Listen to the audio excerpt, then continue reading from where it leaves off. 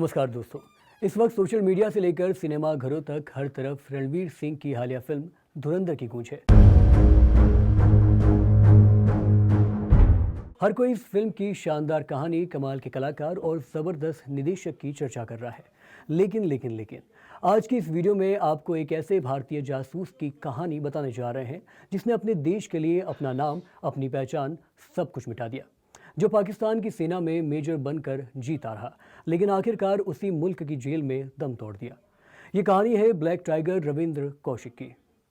11 अप्रैल 1952 राजस्थान के श्री गंगानगर में एक साधारण परिवार में एक बच्चा जन्म लेता है। नाम रविंद्र कौशिक। घर में देशभक्ति का माहौल, पिता एयरफोर्स में। 1965 और 1971 की जंगें। रविंद्र के दिल में देश के लिए कुछ बड़ा करने का जज्बा भरता रहती है।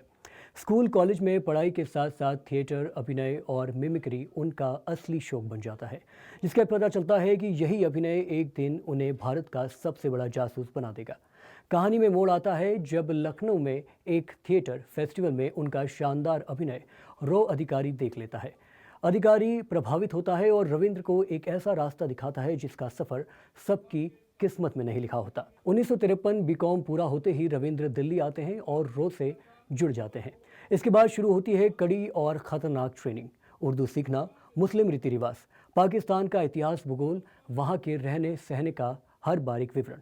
रविंद्र इतनी तेज़ी से सब कुछ सीखते हैं कि रो को यकीन हो जाता है यही सही आदमी है। 1975 भारत सरकार उनके सभी भारतीय रिकॉर्ड नष्ट कर देती है और उन्हें एक नई पहचान दी जाती है।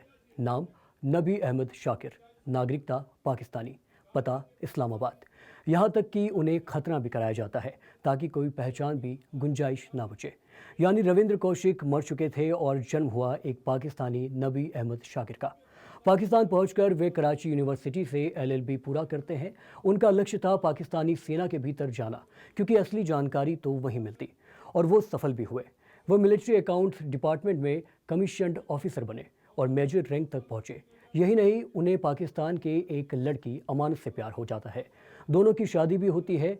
अमानत को क्या पता था कि उसका पति नबी नहीं, भारत का बेटा रविंद्र कौशिक है। पाकिस्तान के सैन्य सिस्टम के भीतर से रविंद्र ऐसी खुफिया जानकारी भारत को भेजते हैं जो हजारों भारतीय सैनिकों की जान बचाने में काम आती है।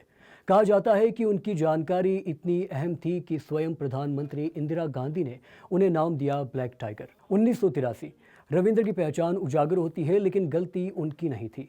रॉ का एक और एजेंट इनायत मसीह पकड़ा जाता है। पूछताछ में वो टूट जाता है और मेजर नबी अहमद शाकिर का राज बता देता है। पाकिस्तानी एजेंसियां इनायत से कहलवाती है कि वह रविंद्र को पार्क में बुलाए। जैसे ही रविंद्र वहां पहुंचते हैं, उन्हें गिरफ्तार कर लिया जाता है। उम्र सिर्फ 29 साल। सालों तक सियालकोट, कोट लखपत, मियांवाली जैसी जेलों में उन्हें अमानवीय यातनाएं दी जाती है। टॉर्चर इतना कि हड्डियां तक टूट जाती है। लेकिन रविंद्र कौशिक भारत का एक भी राज उजागर नहीं करते। ना लालच में आए, ना डरे। 1985 में मौत की सज़ा सुनाई गई, बाद में उम्र कैद में बदली। जेल में रहने के दौरान उन्हें TB हो गई। उपचार तो दूर, दवाइयां तक पूरी नहीं हो पाई। नवंबर 2001 मुल्तान जेल में उनकी मौत हो गई। उनका शव भारत वापस नहीं लाया गया। एक ऐसे सिपाही जिसने देश के लिए सब कुछ दांव पर लगा दिया। मौत के बाद देश की मिट्टी भी नसीब नहीं हुई। उन्होंने जेल से कई खत लिखे। एक में लिखा, क्या भारत जैसे बड़े देश के लिए कुर्बानी देने वालों को यही मिलता है। उनकी मां कहती थी कि जिस बेटी की जानकारी ने 20,000 जवानों की जान बचाई, उसे दवाइयां तक नहीं भेजी गई। सरकार की ओर से मिलने वाली मामूली मदद भी 2006 में उनकी मां अमला देवी की मौत के बाद बंद कर दी गई। रविंद्र कौशिक वो नाम जो शायद किताबों में बड़े अक्षरों में नहीं लिखा गया, लेकिन भारत की खुफिया दुनिया उनकी वीरता को आज भी सलाम करती है। वो सिर्फ एक जासूस नहीं थे, वो शख्सियत थे जिसने अपने देश के लिए अपनी पूरी जिंदगी कुर्बान कर दी। यही वजह है कि जब भारत के महान जासूसों की बात होती है तो ब्लैक टाइगर को ज़रूर याद किया जाता है। तो दोस्तों, ये कहानी थी रविंद्र कौशिक की, एक भारतीय का एक ऐसा जासूस जिसने अपनी पूरी जीवन कुर्बान कर दिया भारत के लिए, भारत की सेना के लिए।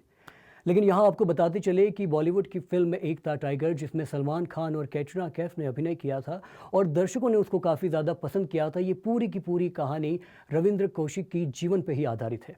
देखते रहिए पंजाब केसरी राजस्थान। बहुत बहुत शुक्रिया।